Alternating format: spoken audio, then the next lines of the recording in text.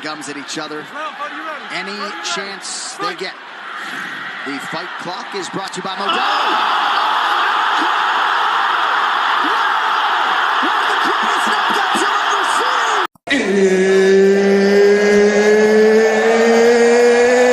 It's time for you to sit back, relax, and listen to a complete and fucking utter armchair expert give his completely and utterly useless opinions on the one hell of an amazing sport that is MMA. G'day, guys.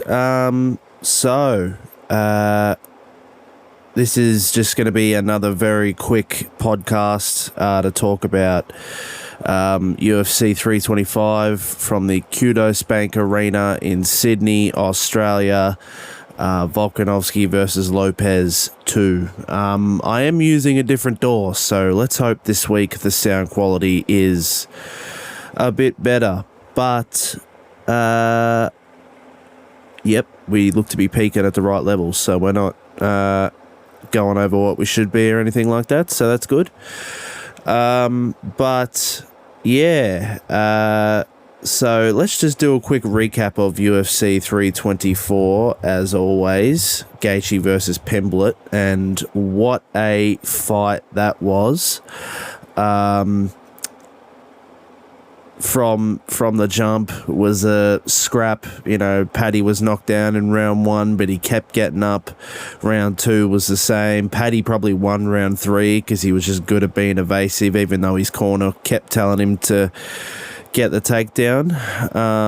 And then round 4 and 5 was just another one of Justin's masterclasses, and he went on to win the interim lightweight championship and will now, you would think, be facing Ilia Topuria. I don't think he's going to win, but he will probably go on to face him. But anyway, UFC 325, and I'm just going to say right off the bat that while I'm happy to be wrong, I have a real feeling that this is going to be Volk's retirement, because I think I've said it before. I can't think of a better place to do it.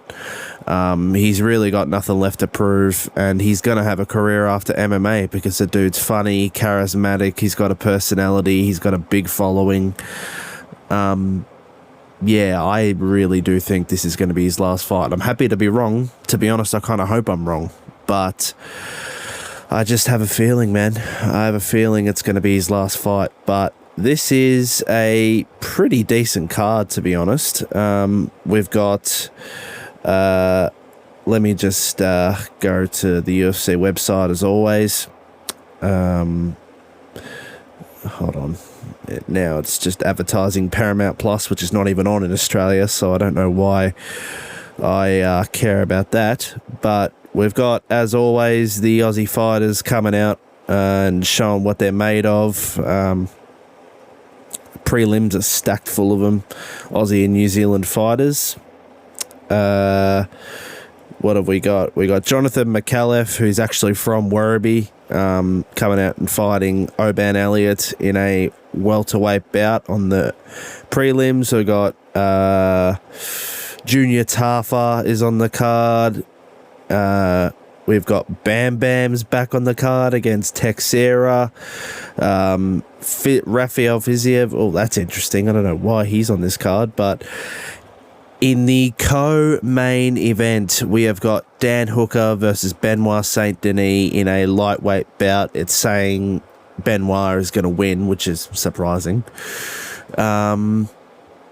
Yeah, good old Dan Hooker. Good old banger to co-main this card. I do not mind that at all. But in the main event of the evening for the featherweight division title, Alexander the Great Volkanovski versus Diego Lopes, and it's a rematch. Volk, unsurprisingly, is the favourite, albeit narrowly.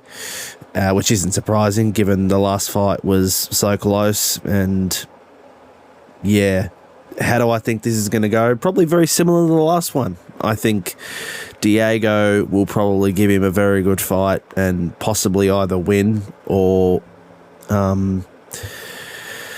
Volk retains and goes into the next era of his career. And I really, like I said, I do think he is going to retire regardless of what happens. But anyway, guys, that's UFC 325. We got UFC 326, Holloway and Charles Oliveira coming up. We've got a bit of a break in between then because we've had the 2 back-to-back cards in 1 week. But yeah, guys, anyway, that's UFC 325. This is a very short podcast, as I said, and I hope you guys enjoy it. No matter where you're watching it from, I'll be watching it in a pub, as always. But anyway, as always, till next time, catches.